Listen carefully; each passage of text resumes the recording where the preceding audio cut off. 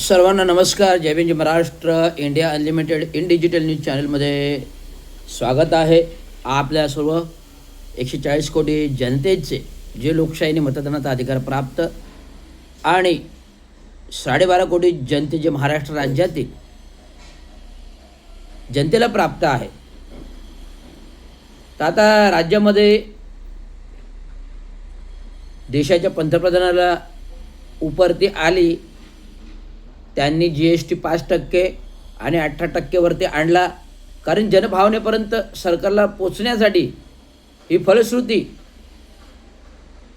रविराज रवींद्र तांगो शिंदेने मेलद्वारे, इंस्टाग्रामद्वारे, सोशल मीडियाद्वारे पंतप्रधानांपर्यंत पोचवली भावना की देशाच्या पंतप्रधानांनी काय करायला हवं, काय नाही. गेले 11 वर्ष तुम्ही राजपाट उपभोगतात, 11 वर्ष राजपाट उपभोगता, परंतु हे राजपाटामध्ये पूर्ण जनतेला तुम्ही गृहीत धरून विसरलेला आहात. तेच महागाईचे भाव, पेट्रोल 110 रुपये लिटर, 125 रुपये लिटर, डिझेल 100 रुपये लिटर, साधा खाण्याचा वडापाव 25 रुपये, रिटेल मार्केटमधले भाव गगनाला भिडलेले, शेतकऱ्यांचे भाव, हमी भाव मिळत नाही आहे. का मिळत नाही आहे? तर आज पूर्ण देश इंडस्ट्रियलिस्ट लोकांच्या भरीच पडलेला आहे. आणि ह्या इंडस्ट्रीज लोकांकडे शेतकऱ्यांचे मोठमोठे शेतीचे प्लॅन्ट आहेत, फळबागायती आहेत, सर्व कडधान्यांच्या शेती आहेत, सगळ्या फळांच्या शेती आहेत, सगळं काय सर्व सोया रिटेल मार्केटमधल्या आलेल्या कंपन्यांकडे आहे, जे रिलायन्स अंबानीकडे आहे, जे अदानी अंबानीकडे. इवन दो आज अत्यावश्यक गरजाचे जे काही गोष्टी आहेत, अत्यावश्यक गरजाच्या ज्या गोष्टी आहेत, घरगुती गॅस असो की घरगुती विद्युत व्यवस्था असो, या सगळ्या गोष्टी या मूठभर धनिकांनी आपल्या इंडस्ट्रियलिस्टच्या हाती घेतलेल्या आहेत सरकारकडून. मग देशाची रेल्वे सेवा असो, की देशाची मेट्रो सेवा असो, की देशाची एअर सेवा, एअर इंडिया असो, या सर्व सेवा सुविधा देशाने आपल्या धनिकांच्या हाती दिलेल्या आहेत आणि पूर्ण देश धनिकांच्या हाती सोपवलेला आहे. आणि आज जे काही गेल्या 11 वर्षात घडामोडी झाल्या, आता नुकतंच अहमदाबादमध्ये प्लेन क्रॅश झालं, 200-250 लोक मेले. ते का मेले? तर आज विविध एअर कंपन्या, खाजगी कंपन्या या धनिकांच्या हातात दिल्यामुळे या एअर कंपन्या तांत्रिक विभागाला, नोकर विभागाला वेळीच वेतनं देत नाहीत. त्यामुळे परिणामी त्यांच्या कामावर विपरीत परिणाम होतो. आणि कामावर विपरीत परिणाम झाल्यामुळे या तांत्रिक बाबी दोष निर्माण होतो. आणि त्याचा दोष निर्माणाची परिणती काय होते? अहमदाबादमध्ये एअरप्लेन क्रॅश होतो एअर इंडियाचा, 250 लोक मारले जातात. तरुण वर्ग पूर्ण ह्या प्लेन क्रॅशमध्ये मारला जातो, 250 लोक मेली जातात. ह्याला जबाबदार कोण? भारतीय व्यवस्था, देशाची लोकशाही व्यवस्था की तंत्रज्ञान? जबाबदार कोण? भारतीय लोकशाही, भारताचं सरकार, देशाचे पंतप्रधान की तंत्र शुद्धता जबाबदार आहे? तर ही जबाबदारी कोण अंगावर घेत नाही आहे. देशामध्ये तीच परिस्थिती आहे. केंद्रीय सरकारची पण तीच परिस्थिती आहे, राज्य सरकारची पण तीच परिस्थिती आहे. महागाईचा आगडोम लोकांनी किती सहायचा. आज लोक ह्या आगडोमाला विटलेली आहेत, बळी पडलेले आहेत. आज लोकांना रोजगार मिळत नाही, नोकरी मिळत नाही. सातत्याने आम्ही मागणी करतो. महाराष्ट्र म्युनिसिपल कर्मचारी युनियनचे सर्वसेवा 1960 पासून प्रभावीपणे काम करणारे, दिवंगत काम करणारे तांगो शिंदे यांनी कामगारांचे ध्येय धोरण त्या काळी जाणली. प्रत्येक घराघराला नोकरी दिली, प्रत्येक घराघराला रोजगार दिला, प्रत्येक कुटुंबिक बसवलं, लोकांनी योग्य सुविधा दिल्या.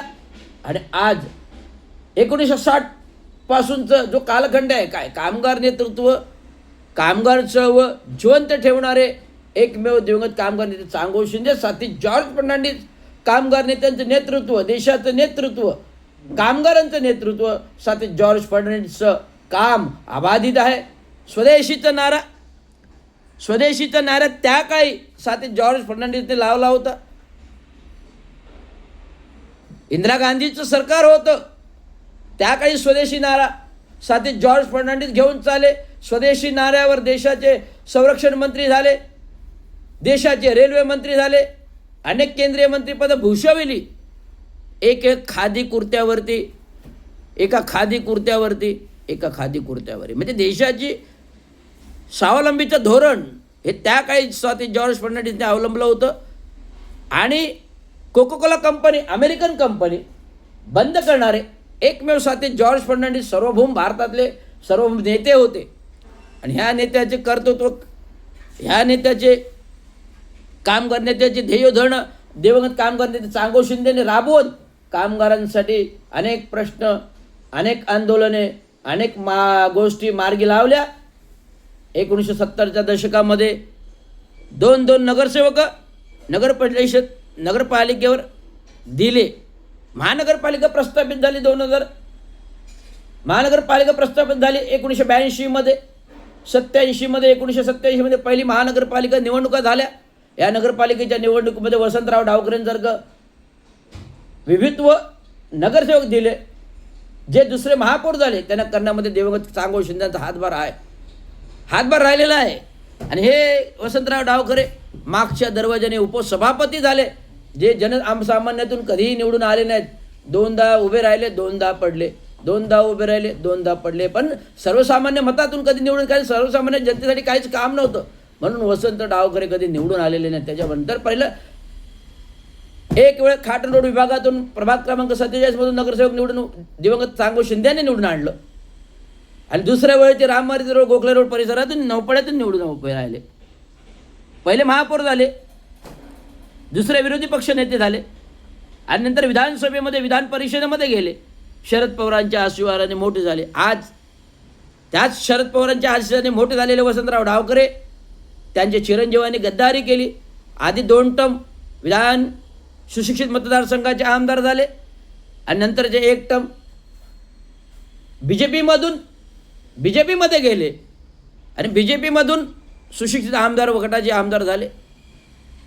निरंजनराव डावखरे आमच्यासमोर लहानाचे मोठे झाले. त्या काळी ते 1 वर्षाचे होते आणि आत्ता ते आमदारमधून विधान परिषदेमध्ये सुशिक्षित मतदारसंघाचे आहेत.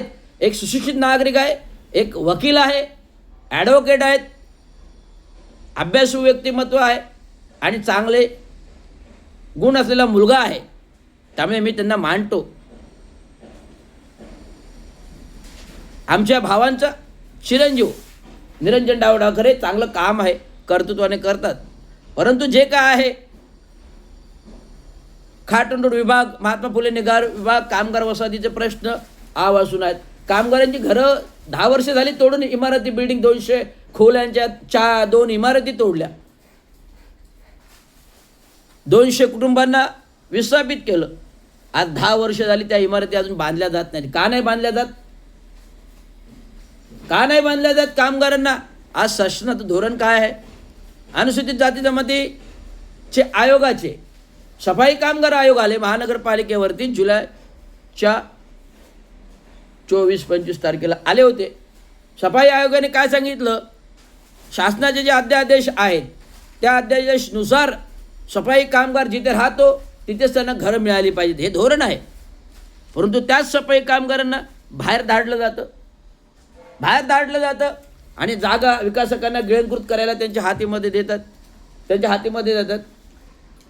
ही जागा गिळंकृत करायला त्यांच्या हातामध्ये दिली जाते. विकासकांचं ध्येय धोरण बघितलं जातं, विकासकांचं भलं बघितलं जातं, गोरगरिबांचं भलं कोण बघत नाही. आज अनेक प्रश्न आवासून आहेत.